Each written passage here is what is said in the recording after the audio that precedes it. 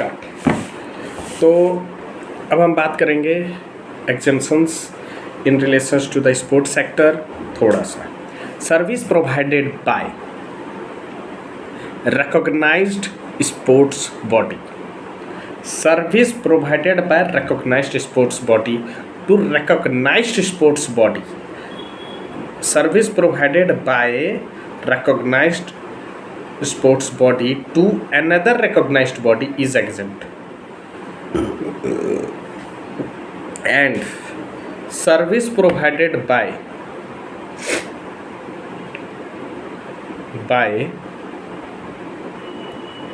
individual as a player, referee, umpire, coach, team manager for participating in sports event recognized sports body। ध्यान से सुने, दो आदमी service दे रहा है किसको?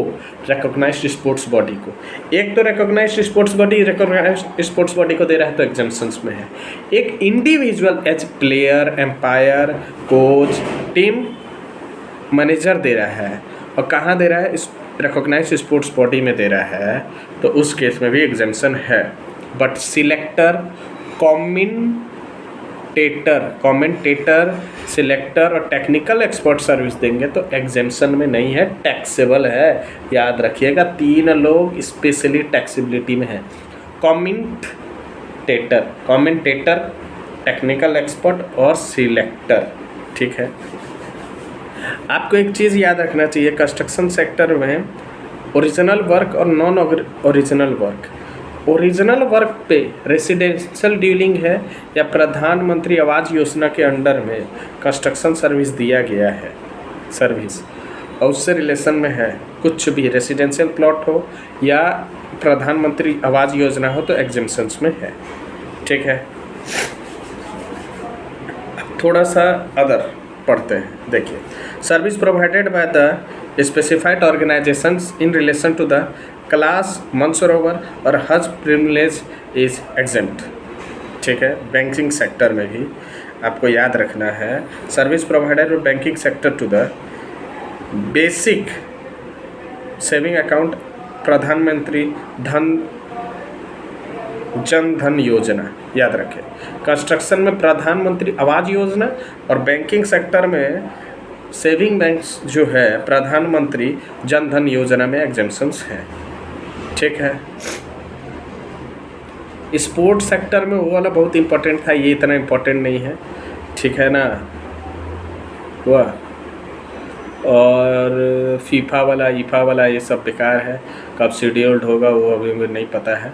ठीक है, service provided by government to business entity, government to business entity है तो कैसे होगा? Service by government to business entity. देखो,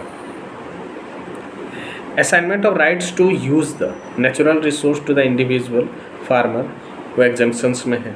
ठीक है, और ग्रांट फ्रॉम गवर्नमेंट एंटिटी तो गवर्नमेंट है या लोकल अथॉरिटी है, वो एग्जेम्पशंस में है। ये सबसे इम्पोर्टेंट।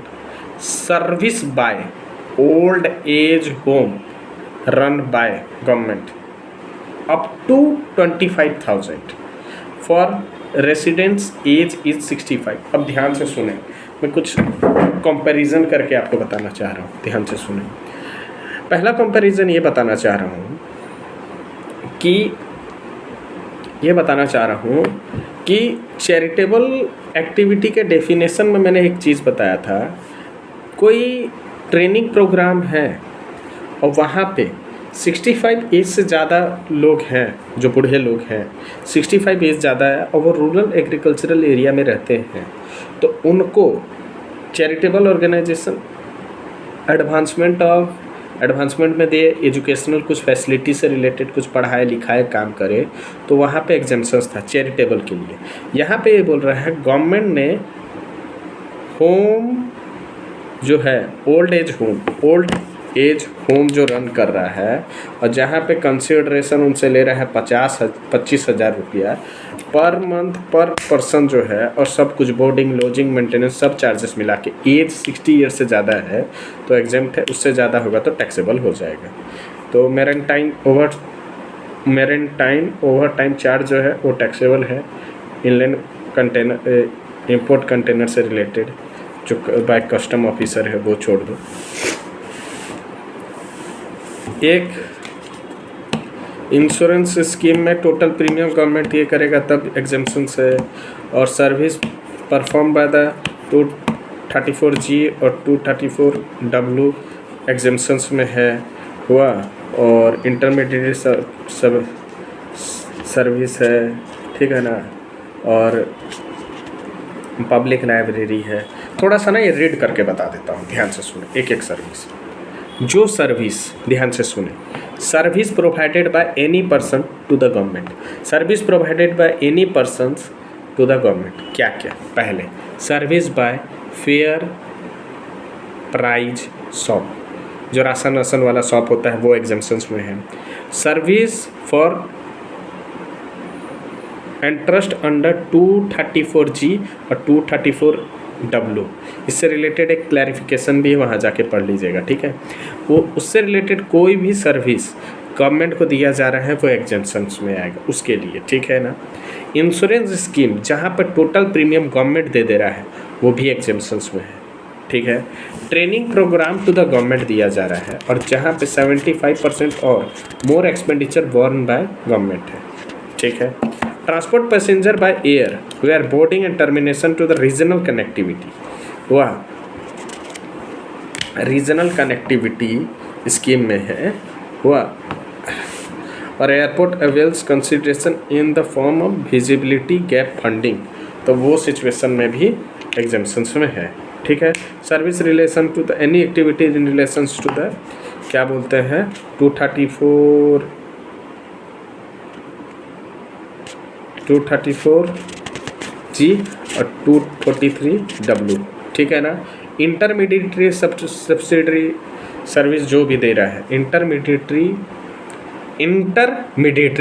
सर्विस जो दे रहा है वो भी एग्जेम्पशंस में है। सर्विस बाय इंटरमीडिएटरी और फाइनेंशियल सर्विस गवर्नमेंट को दे रहा है वो भी एग्जेम्पशंस में है। Service recognised by biotechnology industry research assistant council है वो भी एग्जेम्पशंस में है, ठीक है। Service by way of collecting और प्रोवाइडिंग न्यूज़ बाय कौन दे रहा है, इंडिपेंडेंट जर्नलिस्ट दे रहा है, प्रेस ट्रस्ट ऑफ इंडिया दे रहा है या यूनाइटेड न्यूज़ ऑफ ट्रस्ट दे रहा है तो वो भी एग्जेम्पशन में है। पब्लिक लाइब्रेरी सर्विस कोई दे रहा है गवर्नमेंट को, वो भी एग्जेम्पशंस में है, ठीक है ना।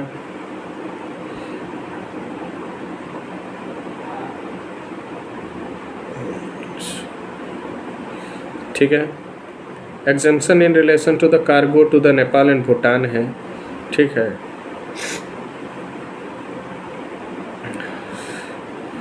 और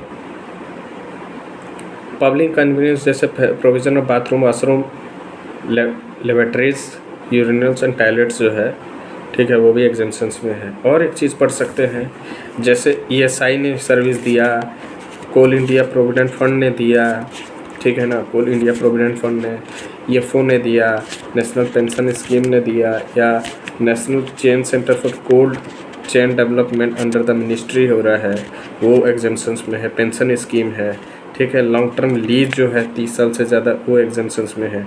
सैटेलाइट सर्विस है, डिस्ट्रीब्यूशन और ट्रांसमिशन ऑफ इलेक्ट्रिसिटी एग्जेम्पशंस में है, ठीक है।